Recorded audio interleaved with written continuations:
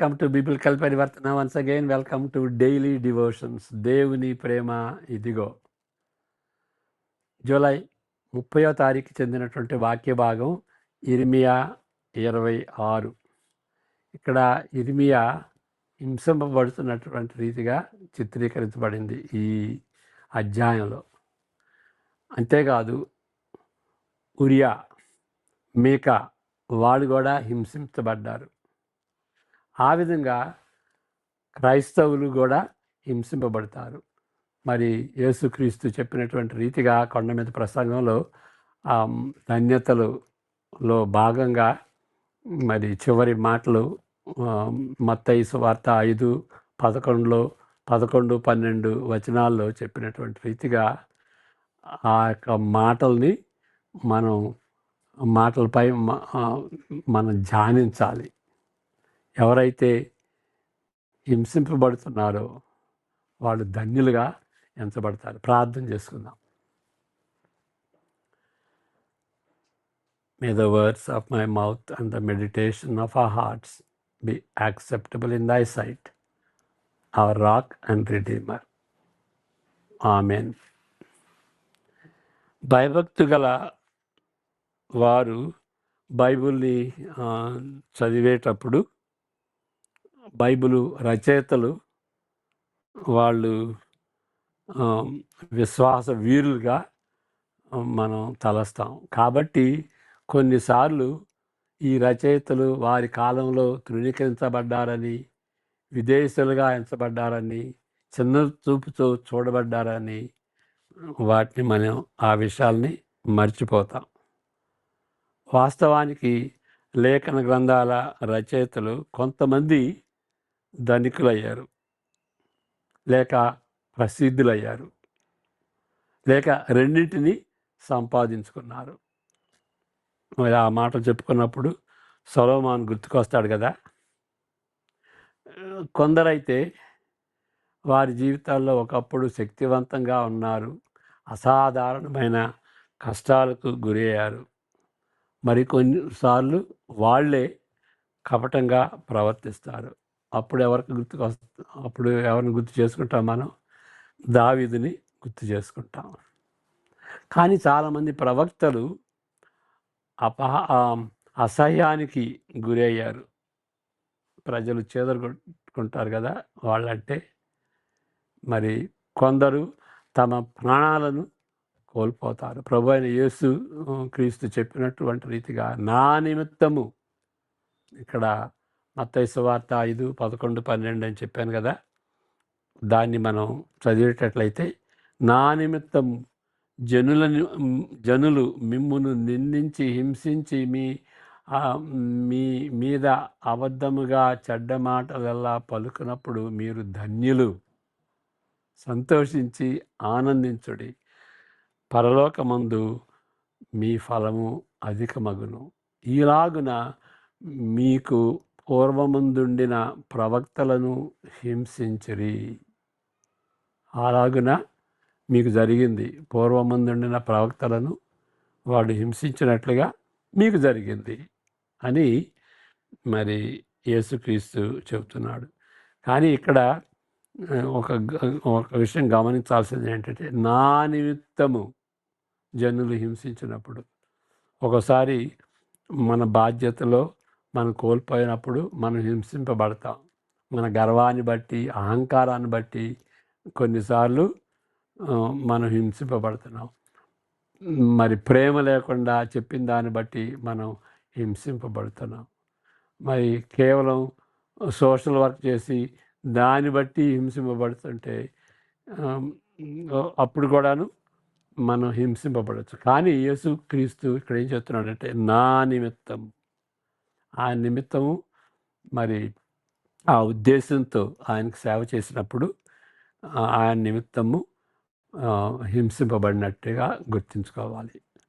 మరి ఆ విధంగా దేవుని సేవించినటువంటి ప్రవక్తలు కూడా వాళ్ళు హింసింపబడ్డారు, ప్రాణాలు కోల్పోయారు. వాళ్ళు ధన్యులు. అదే రీతిగా ఎవరైతే హింసింపబడుతున్నారో వారు కూడా ధన్యులు అని యేసుక్రీస్తు చెప్తారు. ఇర్మియాకు కేటాయించబడిన సంతోషకరమైనది కాదని ఇంతకు ముందే గమనించాం. మరి ఆయన లాట్, ఆయన ఆయన వెళ్ళినట్టు ఆయనకు అప్పగింపబడినటువంటి పాత్ర సంతోషకరంగా ఉండదు, వేదనకరంగా ఉంటుంది. నువ్వు వెళ్ళి చెప్పు, నువ్వు భయం లేకుండా చెప్పు, కానీ నువ్వు చెప్పిన మాట వినరు. ఇక అలాంటిది దానిలో సంతోషం ఏముంటుంది? ఇప్పటి నుండి అంటే ఈ అధ్యాయం నుండి భయంకరమైన దృశ్యము స్పష్టంగా కనిపిస్తుంది. ప్రజలు పశ్చాత్తాపపడితే తప్ప యెరూషలేము దానిలోని దేవాలయంతో సహా పతనమవునని ప్రత్యేకముగా నొక్కి చెప్పుచు ఇర్మియా ప్రకటించిన వర్తమానము అది ఆ విధంగా చెప్పాడు, నొక్కి చెబుతున్నాడు. ఇక్కడ ఇదంతా పతనమైపోద్ది అని నొక్కి చెబుతున్నాడు. ఆయనను విమర్శించే బలవంతమైన వ్యక్తులకు ఇది డేంజరస్లీ దేవదూషణతో అలంకరింపబడిన దేశ ద్రోహమునకు దగ్గరగానున్నది. It is very close to treason అంటారు. దేశద్రోహం అంటే ట్రీజన్. మరి దైవదూషణతో అలంకరింపబడిన దేశ ద్రోహం. దైవదూషణ అంటే బ్లాస్ఫమీ. కాబట్టి దేశద్రోహి, ట్రీజనస్ వ్యక్తి అని ఆయన అనిపించుకున్నాడు. మరి దైవదూషణ చేసినటువంటి ప్రవక్త అని ఆయన అనిపించుకున్నాడు. ఏంటి దాని కారణం? దేశద్రోహము ఎందువలనగా ప్రజలను నిరుత్సాహపరచినందువలన ఈయన యొక్క ప్రవచనాన్ని బట్టి ప్రజలు నిరుత్సాహం చెందారు, నిరుత్సాహపడ్డారు. అందువలన బబులోను దాడికి తట్టుకొనలేకపోయినట్టుగా ఇర్మియా చేశాడు ఈ విధంగా అని ఆయనపై నేరం మోపుతున్నారు. ఆ విధంగా ఆయన దేశద్రోహి. ఇక దైవదూషణం ఎందుకు అనగా దేవుడు ఆయన పట్టణమును, దేవాలయమును కాపాడలేకపోతున్నాడని, ఈ కెనాట్ సేవ్, లేకపోతే ఆయన కాపాడలేకపోతున్నాడు అనేటువంటి తీరులో ఆయన ప్రవచిస్తున్నాడు. కాబట్టి చట్టపరమైన మరణశిక్షను విధించుటకు అధికారులు ప్రయత్నిస్తున్నారు. ఆయన దేశద్రోహి, ఆయన దైవ దూషకుడు అని నేరం మోపి ఆయన్ని ఏ విధమైన సరే ఆయన చంపాలని పూనుకున్నారు. యేసుక్రీస్తుని ఏ విధంగా చంపడానికి పూనుకున్నారో ఆ విధంగా. మానవ దృక్పథములో ఇర్మియాను రక్షించింది ఏంటి అనంటే, ఆయన చంపిన ఎడల తీవ్రమైన శిక్ష వారి తల మీద పడుతుందని ఇర్మియాయే నొక్కి చెప్పాడు. ఎందువలనగా ఇక్కడ కోట్ చేస్తున్నాం 15వ వచనం.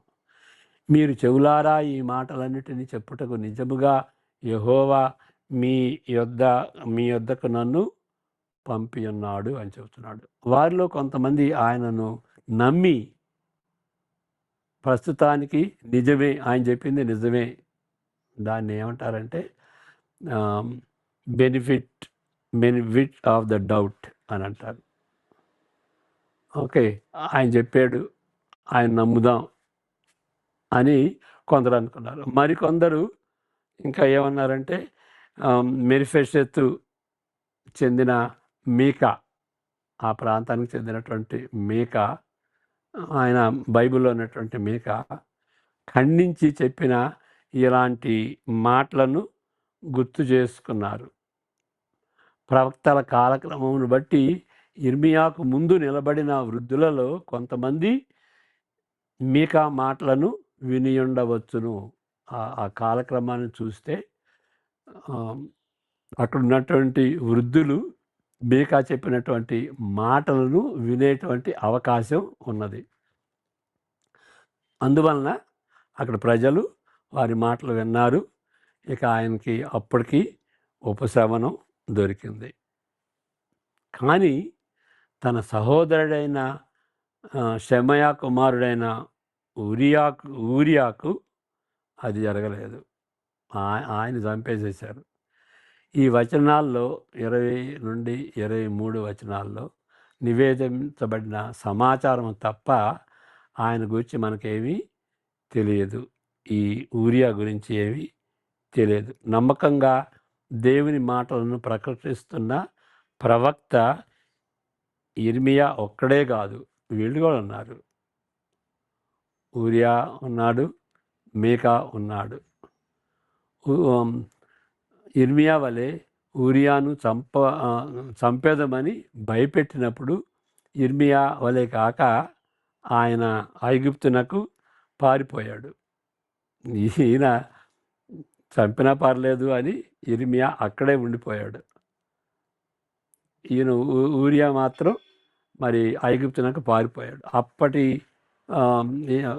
ఇశ్రాయేలు ఐగుప్తునకు సామంత రాజ్యముగా ఉన్నది. నేరస్తులను అప్పగించే నిబంధనల లాంటివి అమల్లో ఉన్నాయి. కాబట్టి అక్కడి నుండి ఆయన్ని తీసుకురావడానికి వీలైంది. ఆ ఊరియాన్ని తీసుకొచ్చారు, వెనక్కి తీసుకొచ్చారు, ఈడ్చుకొచ్చారు. మరి తీసుకొచ్చి ఆయన్ని ఉరిదీశారు. ఆయన పారిపోవట ద్వారా ఆయనను నిందించిన వారు, ఆయన పారిపోయి వెళ్ళాడు కాబట్టి మేము ఆయన గురించి దేశద్రోహి అని నమ్మాం కదా, అది రుజువైంది అని వాళ్ళు భావించారు. కాబట్టి పైన చెప్పబడిన యేసు ప్రభు మాటలను తిరిగి ధ్యానించండి అని కార్సన్ గారు చెప్తున్నారు. ఈ మాటలు చదువుకుందాం. 26వ అధ్యాయం యిర్మీయా 20 నుండి 23 వరకు.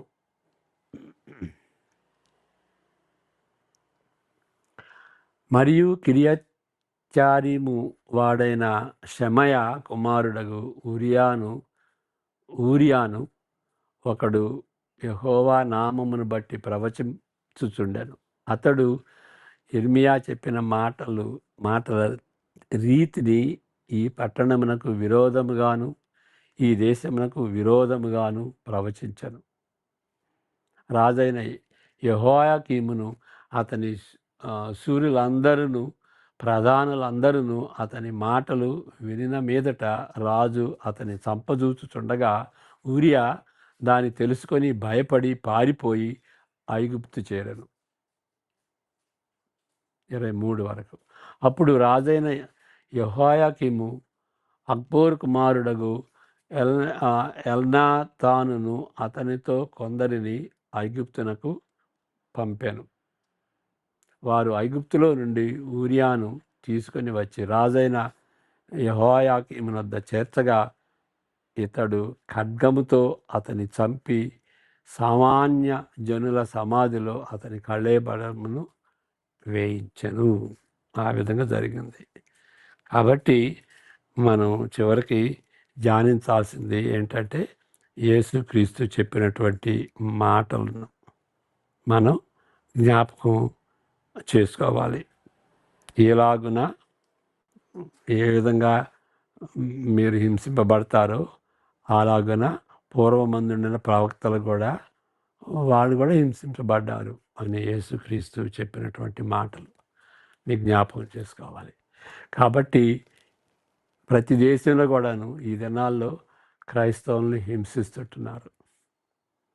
అలాంటి సమయాల్లో మనం వీటిపై ధ్యానించుకుని ఆదరణ పొందుకోవచ్చు. ప్రకటన గ్రంథం అంతా కూడాను అందుకే వ్రాయబడింది. హింసింపబడుతున్నటువంటి సంఘాన్ని ఆదరించేటువంటి మాటలు. ఎవరైతే హింసిస్తున్నారో వారికి తప్పనిసరిగా తీర్పు జరుగుద్ది. ఎవరైతే ఆయన నిమిత్తమై హింసింపబడుతున్నారో వాళ్ళు హెచ్చించబడతారు. వాళ్ళకి మంచి నిరీక్షణ, పరలోకం వెయిట్ చేస్తుంది అనేటువంటి తీరులో ప్రకటన గ్రంథం ఉంటుంది. అయితే అంతవరకు సహించిన వాడు రక్షింపబడును. అంతవరకు ఆ హింసలైనా సరే ఏదైనా సరే మనం అంతవరకు సహించుకుని నమ్మకంగా ఉండాలి. అంతేగాని భయపడి సత్యాన్ని అసత్యంగా చేసి సువార్తను ట్విస్ట్ చేసి చెప్పకూడదు. అది మనం నేర్చుకునేది. ప్రార్థన చేసుకుందాం. ప్రభువా, ఈ కష్ట దినాల్లో మేము జడియకుండా సంతోషంగా మా కొరకై యేసుక్రీస్తు ఏ విధంగా ప్రాణం అర్పించాడో దాన్ని గుర్తు చేసుకుంటూ మీ కొరకై జీవించటానికి మరణమైనా సరే అంతవరకు తెగించి అది ధన్యతగా ఎంచుకొని మీ కొరకు జీవించడానికి మీ కృపను అనుగ్రహించమని యేసుక్రీస్తు పేరట వేడుకుంటున్నాం తండ్రి. ఆమేన్. God bless you.